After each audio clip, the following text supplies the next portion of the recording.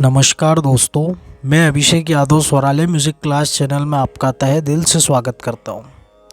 जितनी भी music exam होती है ऑल ओवर इंडिया में, UGC NET music exam, MP TET music main exam, Bihar state, BPSC, EMRS, NVS, KVS, D triple SB, MP TET, MPPSC और RPSC और all over India में जितनी भी म्यूज़िक एग्ज़ाम होती है सभी की तैयारी आपके स्वरालय म्यूज़िक क्लास चैनल द्वारा करवाई जाती है। इसी को ध्यान में रखते हुए कई सारी थ्योरी क्लासेस, कई सारे मॉक टेस्ट, कई सारे पेपर सॉल्यूशन, दो आपकी बड़ी महा मैराथन क्लासेस, सब कुछ मिला के तकरीबन 100+ वीडियो आपको इस चैनल पे अवेलेबल हैं, तो आप सब कुछ देख सकते हैं। खासकर मेरी महा मैराथन क्लासेस ज़रूर देखिए, उससे आपको पता चलेगा कि स्वरालय म्यूज़िक क्लास चैनल में किस प्रकार का क्या और कैसा पढ़ाया जाता है। महा मैराथन क्लासेस देखने के लिए इन सभी की दोनों जो क्लास है उसकी लिंक आपको डिस्क्रिप्शन में मिल जाएगी। इनकी प्लेलिस्ट बना रखी है मैंने, तो प्लेलिस्ट की लिंक मिल जाएगी ताकि सभी वीडियो आपको एक ही जगह प्राप्त हो जाए। महा मैराथन क्लास की प्लेलिस्ट के जस्ट नीचे अभी जो न्यू मॉक टेस्ट सीरीज़ चल रही है उसकी प्लेलिस्ट मिल जाएगी, जिसमें मैं आपके मॉक टेस्ट 9 तक करा चुका हूँ, यानी 9 मॉक टेस्ट आपके कंप्लीट हो चुके हैं। और आज आपका हम मॉक टेस्ट नंबर 10 करने वाले हैं, जिसमें आपके कुछ इस प्रकार के क्वेश्चंस हैं। सरोद हाउस कहाँ स्थित है? हेमा मालिनी जी किस शास्त्रीय नृत्य से संबंधित है?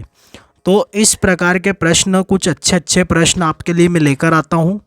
अगर आप इस चैनल से नए जुड़ रहे हैं और सब कुछ आपने देखा है मेरे चैनल पे और आपको अच्छा लगा और दिल से आवाज़ आई, तो मेरे चैनल को लाइक, शेयर और सब्सक्राइब ज़रूर कीजिएगा। तो मॉक टेस्ट शुरू करने से पहले मैं आपको बता दूं कि सभी जो आपकी डी ट्रिपल एस बी 2024, आपके बिहार स्टेट 2024, यूजीसी नेट 2024 जून के लिए सभी के लिए बैचेस चलाई जा रही हैं। तो इसमें आपके 600 रुपीज़ पर मंथ में आपको बैच मिल जाएगी। और इससे बैच में रजिस्ट्रेशन कराने के लिए आपको मेरे इस नंबर पे कांटेक्ट करना होगा। अगर आप एमपी टेट के कोर्स से जुड़ना चाहते हैं तो मात्र 1250 में आपको 3 मंथ की क्लासेस मिल जाएंगी। इसमें आपको 24 क्लासेस, 6 टेस्ट, टॉप 150 क्वेश्चंस के 2 सेट, साथ ही साथ स्टडी मटेरियल सब कुछ मिलेगा। और यही सब चीज़ें आपको इस कोर्स में भी मिलेगी। तो अगर आप इससे जुड़ना चाहते हैं तो मेरे इस नंबर पे कांटेक्ट कर लीजिए। ये नंबर आपको डिस्क्रिप्शन में भी मिल जाएगा।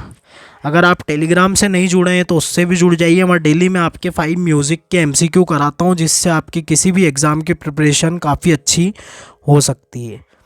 तो चलिए अब हम शुरू करते हैं हमारा मॉक टेस्ट नंबर 10। तो आज आपका 26 नंबर से हम शुरू करने वाले हैं। 25 तक हमने करे थे। तिट कतक किस ताल का बोल समूह है? तो ये आपका सुलताल का था, ये मैंने बताया था आपको। तो आपने अगर यहाँ तक नहीं देखा है तो आपको प्लेलिस्ट जो मैंने बताई है उसकी लिंक मिल जाएगी। तो उसमें तकरीबन आपके 9 मॉक टेस्ट में जो करवा चुका हूँ वो आपको मिल जाएंगे, प्राप्त हो जाएंगे। तो चलिए अब हम शुरू करते हैं। हमारा पहला प्रश्न है, तोड़ी अंग का वह राग जिसमें शुद्ध दैवत का प्रयोग होता है? तो भोपाल तोड़ी, बिलास खानी तोड़ी, गुजरी तोड़ी या फिर सालक वराली तोड़ी? तो ये सभी तोड़ी अंग के राग हैं, जिसमें आपके सालक वराली तोड़ी जो है वो इस ऐसा राग है जिसमें आपके शुद्ध दैवत का प्रयोग होता है। यानी बाकी सब में कोमल दैवत होते हैं, बाकी सब में आपके कोमल दैवत का प्रयोग होता है, लेकिन सालक वराली तोड़ी एक ऐसा राग है जिसमें शुद्ध दैवत का प्रयोग होता है। और इसमें आपके म जो होता है, म स्वर वर्जित होता है, ये आपको याद रखना है। सारे ग प धनी सा, ये इसकी स्वरावली है। सारे रे ग नी कोमल है इसमें, सालक वराली तोड़ी की बात कर रहा हूँ मैं। और अवरोह में भी आपका सेम ऐसा ही आएगा, सानी धप गरे सा, यानी म इसमें आपके वर्जित है। बाकी पूरा आपका ऐसे ही चलेगा। प इसका वादी है, स इसका समवादी है। सालक वराली तोड़ी की बात कर रहे हैं हम। तोड़ी अंग का राग है ये आपका। और दिन के तृतीय प्रहर में, ये द्वितीय प्रहर में दिन के द्वितीय प्रहर में ये आपके गाया जाता है। द्वितीय नहीं, तृतीय करिएगा, तृतीय प्रहर में ये आपके गाया जाता है। अब इसमें कुछ दो राग आपके ऐसे हैं जो आपके भैरवी थाट के हैं। भोपाल तोड़ी और बिलास खानी तोड़ी आपके भैरवी थाट के हैं, है तोड़ी अंग के, लेकिन थाट जो है इनका वो है भैरवी, ये आपको याद रखना है। और गुजरी तोड़ी और सालक वराली तोड़ी है आपके तोड़ी अंग के, और थाट भी इनका क्या है, तोड़ी ही है। तो ये आपको पता होना चाहिए। नेक्स्ट चलते हैं। तीन ताल किस जाति के अंतर्गत आता है? ये तीन ताल है, इसको सही करिएगा यहाँ पे। चतुस्त्र, खंड, मिश्र या फिर संकीर्ण। अब यहाँ पे जाति जो होती है आपकी ताल की वो 5 होती है। तिस्त्र, चतुस्त्र, खंड, मिश्र, संकीर्ण। तिस्त्र को मिला के 5 जातियाँ आपकी टोटल होती है। अब इसमें विभाग में कितनी कितनी मात्राएं हैं उस हिसाब से आपकी ताल की जाति डिसाइड होती है। अब यहाँ पे 3 ताल की बात करें तो एक विभाग में 4 मात्राएं 3 ताल में आती है, और 4 मात्रा आती है तो वो चतुस्त्र जाति के साथ जाएगा। नेक्स्ट चलते हैं। नेक्स्ट प्रश्न है आपका, टेम्पो क्या है? ताल, लय, रचना या फिर जाति? तो टेम्पो मीन्स है लय। काफ़ी सिंपल प्रश्न है। नेक्स्ट प्रश्न है आपका, नाद स्वरम किस श्रेणी का वाद्य है? तत्, सुशीर, अवनद या फिर घन? तो नाद स्वरम आपका सुशीर वाद्य है। तमिलनाडु का ये वाद्य आपका, तमिलनाडु में जैसे आप त्यौहार जो होते हैं उस पे ये उत्सव त्योहारों पे नाद स्वरम का प्रयोग किया जाता है। सरोद हाउस कहाँ स्थित है? ये मैंने स्क्रीन पे भी रखा था प्रश्न, और काफ़ी बढ़िया और काफ़ी यूनिक और काफ़ी अच्छा प्रश्न है। आगरा, दिल्ली, ग्वालियर या फिर पुणे? तो सरोद हाउस आपके ग्वालियर में स्थित है, और ये संबंधित है आपके सरोद हाउस अमजद अली खां साहब से। अमजद अली खां साहब के बारे में बात करें तो 1945 में इनका बर्थ हुआ है, और ये आपके बंकश घराने से संबंधित हैं, जो सीधा आपका सरोद का जनक माना जाता है। इसी घराने को आपके सरोद का जनक माना जाता है, और यहाँ से कई सारे बड़े बड़े दिग्गज कलाकार हुए हैं, जिसमें आपके अमजद अली खां साहब के पिताजी हाफिज़ अली खां, और हाफिज़ अली खां की याद में ही इन्होंने सरोद हाउस की स्थापना करी है। तो एक्चुअली स्थापना क्या, हम ये कह सकते हैं कि इनकी जो 4 पीढ़ी है, 4 पीढ़ी जो है उन्होंने पूरा संगीत जो है, मतलब पूरा संगीत को जीवन समर्पित किया है, और सरोद वादक मतलब सरोद वादक ही रहे हैं। यानी ऐसा नहीं हुआ है कि इनके जो पूर्वज हुए हैं वो कोई तबले से थे या कोई गायन से थे, सारे सरोद से ही संबंधित हुए हैं। यानी अमजद अली खां साहब के पिताजी हाफिज़ अली खां भी सरोद से थे, फिर उनके पिताजी भी सरोद से थे, और आज अमजद अली खां के जो मतलब जो पुत्र हैं उनके अमान अली खां और अयान अली खां, ये भी आपके सरोद से संबंधित है। तो कुल 4 पीढ़ी यहाँ से इसी घर से निकली है, और उस घर को इन्होंने सरोद हाउस का नाम यहाँ पे दे दिया है, सरोद घर का नाम दे दिया। और ये इनका जो सरोद घर है ये है ग्वालियर में। काफ़ी ऐतिहासिक जगह है, कभी आप जाएं तो ज़रूर घूमें, काफ़ी अच्छी जगह है। अब इसमें इन्होंने किससे प्रेरणा लेके ये करा है? तो ये बीथोवन जो है, बीथोवन जब इन्होंने जर्मनी का दौरा किया था तो बीथोवन के यहाँ पे ये गए थे, तो इन्होंने कुछ इस प्रकार का देखा जिससे इनको ये दिमाग में आइडिया आया कि हमको सरोद हाउस जैसा कुछ होना चाहिए, क्योंकि 4 पीढ़ी जो है संगीत की यहाँ से हो चुकी है। तो इन्होंने सरोद हाउस पूरा बनाया। यहाँ पे तरह तरह के वाद्यों का संग्रह है, और यहाँ पे आपके जितने भी इनके पूर्वज हुए हैं उन सबके फ़ोटो और प्रतिमा भी यहाँ पे मिल जाएगी। इस प्रकार तो सरोद हाउस का वर्णन। जानकारी अच्छी लगी हो तो लाइक ज़रूर कीजिएगा वीडियो पे। उठान तबले के किस घराने की विशेषता है? लखनऊ, बनारस, पंजाब या फिर दिल्ली? तो उठान जो है आपके वो लखनऊ घराने की विशेषता है। अभी इसके पहले मैंने जो मॉक टेस्ट कराया था उसमें पंजाब घराने की विशेषता मैंने बताई थी। तो गत आपके पंजाब घराने की विशेषता है, और रेला, गत और रेला विशेष तौर पर पंजाब घराने में बजाया जाता है। नेक्स्ट चलते हैं। 10 अवतार का वर्णन गीत गोविंद के किस गीत में प्राप्त होता है? ये भी कुछ अलग क्वेश्चन है, यूनिक। चंदन चर्चित, प्रलय पयोधि, वदिस यदि, श्रीत कमला कुछ मंडल? तो यहाँ पे आपका करेक्ट आंसर हो जाएगा प्रलय पयोधी। नेक्स्ट चलते हैं। कौन संग किस संगति द्वारा स्पष्ट होता है? गम साग सा, मद निसा, साग मद या गम धम? तो देखिए यहाँ पे कौन संग की बात हो रही है, तो कौन संग आपका गम साग सा से प्रदर्शित होता है। मालकोंस या चंद्रकोंस अगर आपने कभी गाया होगा तो उससे भी आप समझ सकते हैं। कोई सा भी राग जिसमें कौन संग लगा है, अगर आप उसको गाएंगे तो ये अंग आपको जरूर देखने को मिलेगा। नेक्स्ट प्रश्न है आपका, स्वराधिराज किस गायक द्वारा गाए हुए रागों का दुर्लभ संकलन है? पंडित जसराज जी, ओमकार नाथ ठाकुर, भीमसेन जोशी जी या फिर फैयाज खां? तो ये आपके पंडित भीमसेन जोशी जी का जो है स्वराधिराज रागों का दुर्लभ संग्रह, इसमें संकलन मिलता है। कई सारे राग हैं इसमें, जैसे जोकोंस और दुर्लभ राग जो आपके भीमसेन जोशी जी ने बनाए हैं, जैसे ललित भटियार इस प्रकार के जो राग हैं वो भी इसमें आपको देखने को मिलते हैं। कभी यूट्यूब पे ही आप सर्च मारिएगा स्वराधिराज, तो कई सारे आपके रागों का संकलन उसमें आ जाएगा। नेक्स्ट प्रश्न है आपका, संगीत प्रतिभाओं को आंकने हेतु किस अकेडमी द्वारा प्रत्येक वर्ष प्रतियोगिताएं आयोजित की जाती है?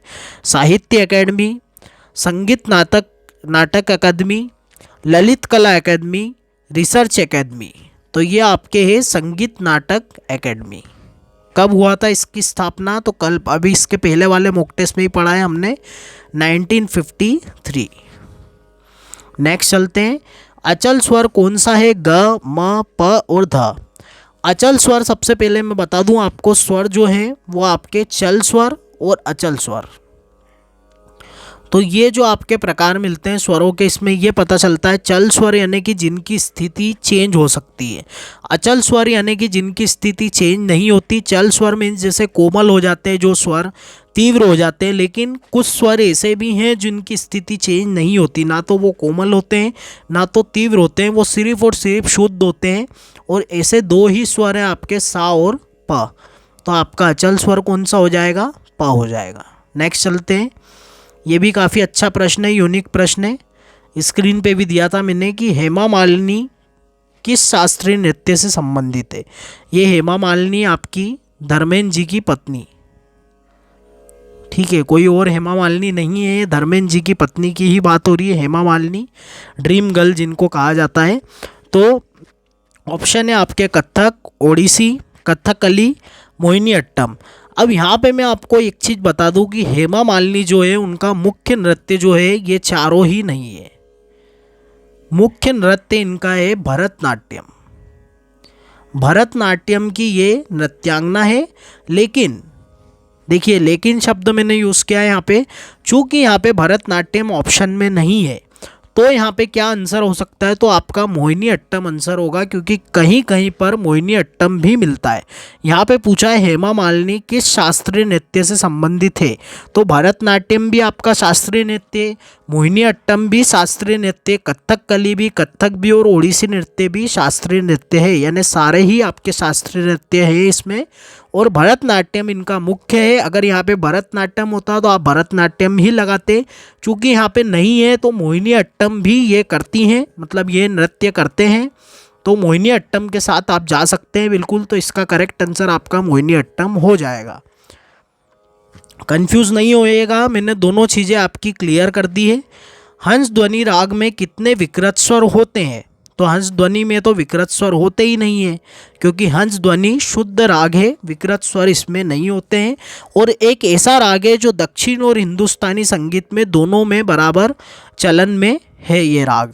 इसमें आपके निरे ग प, निसा रे ग प निसा, सा नि प ग रे सा, ये आपका चलता है इसमें। नेक्स्ट चलते हैं। और आमिर खान साहब की बंदिशें इसमें काफ़ी फेमस है। एक अगर आप तराना सुनेंगे, ता नोम तना दे रेना, ये भी काफ़ी आपका फेमस है इसमें तराना। और लागी लगन पति सखी संग, ये भी आपका हंस ध्वनि में काफ़ी फेमस बंदिश है। नेक्स्ट आपका है उद्ग्रह क्या है? गमक का प्रकार, प्रबंध का एक अवयव, ताल का प्राण, षड्ज ग्राम की मूर्छना। तो ये आपके प्रबंध की धातु है उद्ग्रह। उद्ग्रह, मेलापाक, ध्रुवा और आपका आभोग। प्रबंध का जो शुरुआत होती है वो उद्ग्रह धातु से ही होती है। नेक्स्ट आपका प्रश्न है, पंडित राम नारायण के द्वारा कौन सा वाद्य बजाया जाता है? सितार, सरोद, सारंगी या फिर संतूर? तो ये आपके पंडित राम नारायण काले, मैंने कल ही बताया था, तो सारंगी से आपके संबंधित है। और इनकी जो पुत्री है अरुणा नारायण काले वो सारंगी की पहली महिला वादक है, ये आपको याद रखना है। नेक्स्ट प्रश्न, पन्नालाल घोष के गुरु कौन थे? अलाउद्दीन खां, अली अकबर खां और अब्दुल करीम खां। तो अलाउद्दीन खां साहब आपके पन्नालाल घोष जी के गुरु थे। और कल इन्हीं के प्रश्न हमने किया था इसके पहले वाले मॉक टेस्ट में कि बांसुरी के जादूगर किन्हें कहा जाता है, तो वो आपके पन्नालाल घोष जी को ही कहा जाता है। नेक्स्ट प्रश्न चलते हैं, सरस्वती वीणा बजाई जाती है पूर्वी भारत, पश्चिमी भारत, उत्तर भारत या फिर दक्षिण भारत? तो दक्षिण भारत में आपके सरस्वती वीणा प्रचलित है। नेक्स्ट चलते हैं, कुतुब शब्द का उल्लेख किस ग्रंथ में मिलता है? तो कुतुब शब्द का उल्लेख आपके नाट्यशास्त्र, बृहदेशी, चतुर्दंडी प्रकाशिका का या फिर नतन निर्णय? तो आपके नाट्यशास्त्र में कुतुब का वर्णन मिलता है। नाट्यशास्त्र भरत मुनि का ग्रंथ है, बृहदेशी मतंग मुनि का है, चतुर्दंडी प्रकाशिका वेंकटमखी जी का और नतन निर्णय आपके पुंडरीक विट्ठल का है। कुतुब की बात करें तो कुतुब क्या है? आपका वाद्य वृंद। और वाद्य वृंद क्या है? तो एक साथ कई इंस्ट्रूमेंट को बजाने का कार्य जो होता है वो वाद्य वृंद के द्वारा होता है, इसी को वाद्य वृंद कहते हैं। दक्षिण में इसे वाद्य कचहरी कहते हैं, पाश्चात्य में इसे ऑर्केस्ट्रा कहते हैं और पाणिनि काल में इसे तूर्य कहा गया है। ये आपको पता होना चाहिए। तो कुतुब का वर्णन आपके नाट्यशास्त्र में मिलता है। वाद्य वृंद के लिए आपके भरत मुनि ने कुतुब शब्द का प्रयोग किया है। और कुतुब आपके 3 प्रकार के हैं। कितने प्रकार के हैं? 3 प्रकार के। नाट्य कुतुब, सारा कुछ नोट करिएगा आप, सब कुछ इंपॉर्टेंट मैं आपको बता रहा हूँ। नाट्य कुतुब, अवनत कुतुब और आपके तत्कुतुब। ऐसे आपके 3 प्रकार के कुतुब हैं। चलिए नेक्स्ट चलते हैं, आड़ लय कर्नाटक पद्धति में किस जाति की कही जाती है? खंड, त्रयस्त्र, मिश्र या फिर संकीर्ण? तो आड़ लय आपकी त्रयस्त्र जाति की कही जाती है। आड़ लय मतलब देवड़ी लय, 1.5 गुण।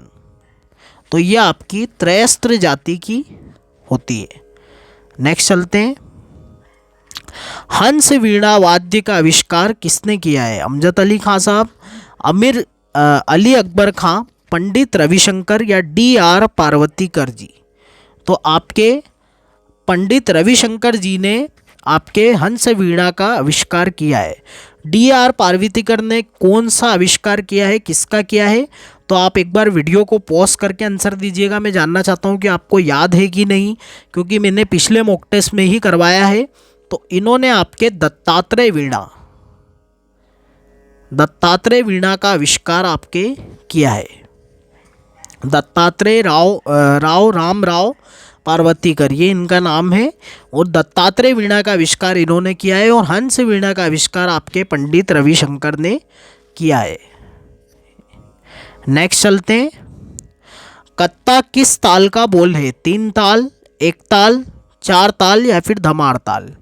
तो एक मात्रा में 2 विभाग 1 ताल में है, 4 ताल में भी है। तो यहाँ पे हम देखें तो आपके कत्ता जो है वो 1 ताल में आएगा। तूना कत्ता जो आता है, धिन धिन धागे तिरकिट, तूना कत्ता धागे तिरकिट धीना।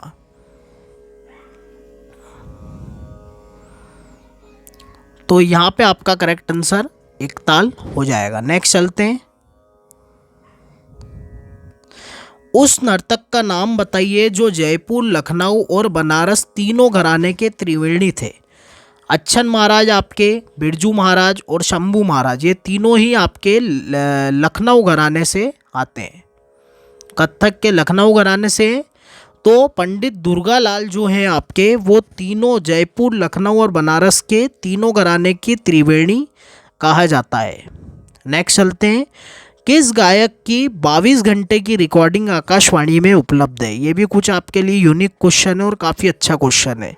पंडित भीमसेन जोशी, फैयाज खां, अब्दुल करीम खां या फिर आमिर खां?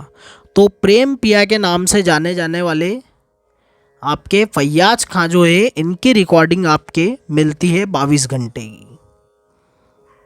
नेक्स्ट चलते हैं, मसीद खानी गत का आविष्कार किसने किया है? रजा खां, मंजी खां, हैदर खां या फिर मसीद खां? तो मसीद खानी गत का आविष्कार मसीद खां ने किया है।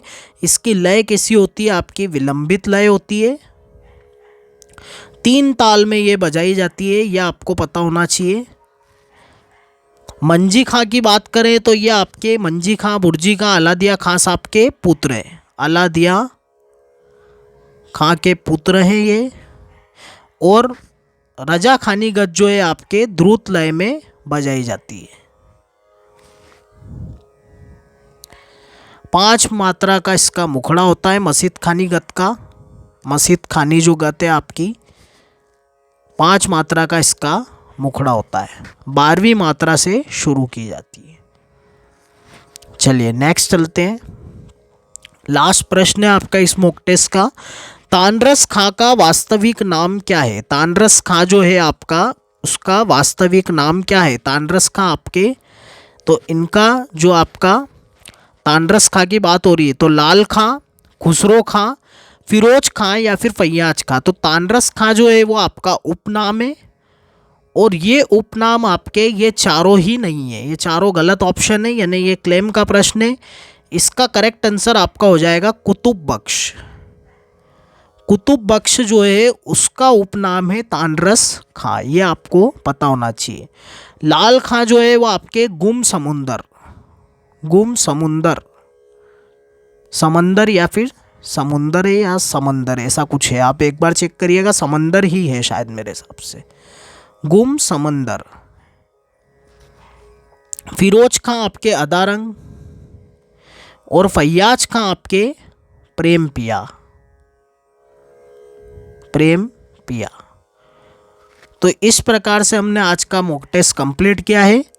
उम्मीद करता हूं कि आपको आज का मॉक टेस्ट नंबर 10 काफ़ी अच्छा लगा होगा। बहुत यूनिक प्रश्न मैं आपके लिए लाया था इसमें भी। अब मेरा ये एक है कि आपके 10 मॉक टेस्ट इस पूरी सीरीज़ में कंप्लीट हो चुके हैं न्यू मॉक टेस्ट में। तो आप आगे भी मॉक टेस्ट चाहते हैं या फिर कुछ थ्योरी के टॉपिक चाहते हैं, तो इस पे मैं आपका सजेशन चाहता हूं, तो आप कमेंट ज़रूर करिएगा और बताइए कि आप क्या चाहते हैं, कि आप आगे भी मॉक टेस्ट कंटिन्यू करना चाहते हैं या फिर आप चाहते हैं कि कुछ थ्योरी के आपके लिए टॉपिक्स लाए जाएँ। तो जैसा भी आप कमेंट ज़रूर करिए। और आप सारे मेरे जितने भी क्लासेस हैं, theory classes, mock test, paper solution और स्पेशली महा मैराथन क्लासेस और जो न्यू मॉक टेस्ट सीरीज़ आपकी चल रही है, ये सब कुछ आप देखें, ये मॉक टेस्ट भी देखें। इसमें तकरीबन मैं आपके 500 प्लस आपके क्वेश्चंस करा चुका हूँ 10 मॉक टेस्ट में। अगर गिनती से देखें, यानी गिनती से देखें तो 300 ही होंगे, लेकिन आपके सारे मतलब एक क्वेश्चन पे हम कम से कम 3 से 4 क्वेश्चन तो करते ही हैं। तो इस हिसाब से देखें तो 500 प्लस क्वेश्चन आपके हो चुके हैं। तो आप सब कुछ देखिए। अगर आपको सब कुछ अच्छा लगे और दिल से आवाज़ आए तो मेरे चैनल को लाइक, शेयर और सब्सक्राइब जरूर कीजिएगा। Thank you so much. जय श्री राम।